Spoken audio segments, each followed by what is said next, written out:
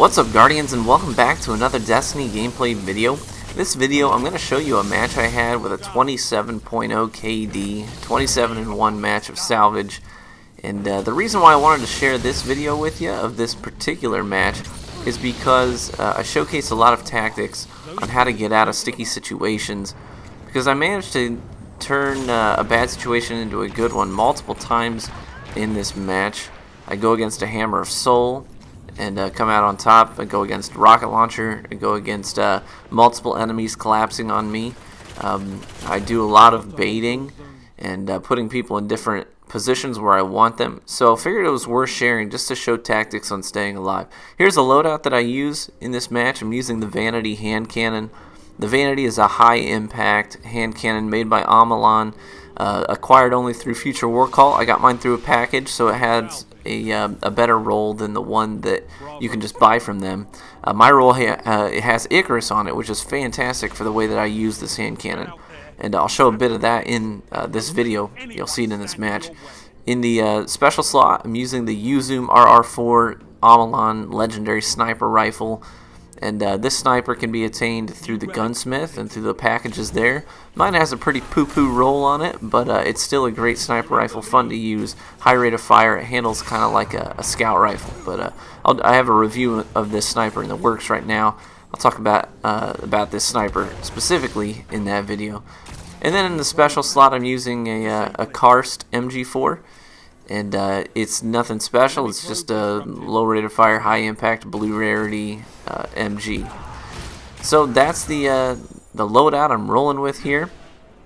And you're gonna see I'm gonna break down some of these moments in this game and why I do what I do. So I'm off to a good start here. And then at this point, I could try and challenge that guy again with my sniper. But my health was just too low. I figured, hey, I'll just back it up, kind of see if I can peek through this crack. If I can't, no big deal. I'll pick up the special, and then I'm just going to wrap around the back side of the map because the relic just spawned, and I want to go push the relic. So I'm not going to run through that big open room where I just saw two opponents. I'm going to wrap around the back. This guy heads me off. I backpedal and shoot at the same time. I manage to take him down, and then I just keep making my way back towards the relic. And I whiff on a few snipes here. This sniper, I really love it. The only thing I don't like is that the scope on it, the reticle, as you can see, it kind of looks like two parentheses with a dot in the middle. It's not a pinpoint reticle. Here's my only death in this match, by the way. And so anyways, the reticle can be a little difficult to use because it's just weird looking. I just want a dot in the middle. I don't want all this hubbub. So it kind of throws your shot off sometimes. That's the only downside of this sniper for the most part. But anyways, moving on. I took one death there because I went right when I should have gone left. I thought the guy was to my right, and I was trying to push up on the objective, and he ends up hitting me with a sticky grenade. And then I decided I was going to play smart. I didn't want to die anymore in this match.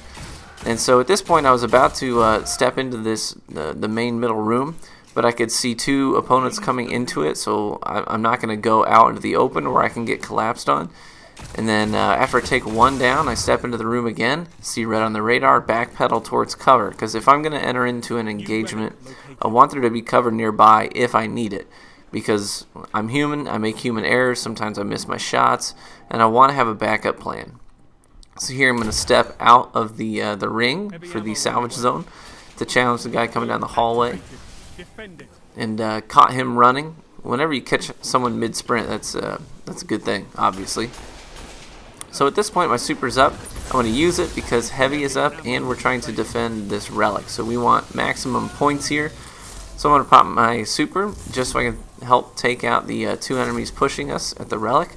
I'm going to come back and take the heavy that is farthest away from our teammates. My teammates are going to stay and get the heavy up by the relic. And even though I got only one kill with that super, it was a super well spent. So this part I'm just going to fast forward a little bit for you because the jukes are after, all my really good moves come after the heavy is off the map, or at least for our team. And heavy kills are nothing impressive because they're easy. So I'm just going to fast forward this for you. Now here's where things are about to get interesting and fun for me. Now at this point I've kind of put a target on my head. You're on a 10 kill streak and everyone can see it in the kill feed. So guys are actually going to start pursuing me, and you'll see that a bit in the future clips here. So at this point, I'm going to move towards the relic, try and play the objective, help my teammates with the capture. One of them goes down, so I'm going to run up to offer support. I see he's got the revive, so I'm going to go around the corner and challenge with a super so they can finish capping the objective and rack up points. Now here's where it gets interesting. So I got a full team wipe.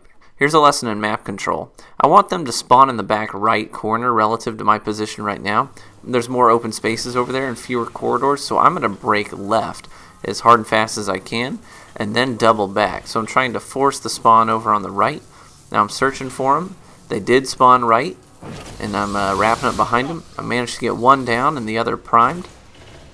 My teammates finished him off. So that's just a good way that you can force the spawn where you want it to be. You got to be really quick or else it won't work. But you can potentially force them to spawn in a spot that's more advantageous for you. So here I see too much red. I don't like where I am, so I'm just going to pull them back into the open. Once I break line of sight, I'm going to turn around and engage, take the Titan out. And again, this is something you're going to want to get in the habit of doing. When someone's pursuing you, run around a corner, break the line of sight before you turn around, because you want them to think that you're still running. You don't want them to think that that you're ready for them. And I'm going to do that a couple more times in this match before it wraps up. So here I'm about to go to the middle because I know that the new objective point has spawned. I see their full team breaking for it. So I'm going to jump up here once I know that the middle room is clear and try and get some snipe kills. But I hear that audio cue and I see the Hammer of Soul Titan. Now here's what you need to do. First and foremost, I try and see if I can get him primed because I want team fire. I get one sniper round in him, but at this point I need to break and run. I mess up my jump there, so now I'm playing ring around the cover. I'm not going to challenge him. There's no way I can win that. I break around the opposite backside of that center cover area, slide across the open space there, break line of sight, jump up high. He comes around the corner with a shotgun ready to challenge me. By this time his Hammer of Soul Super is done. So let me just show you this again. I see him jump up to pursue me, mess up the jump, immediately change directions.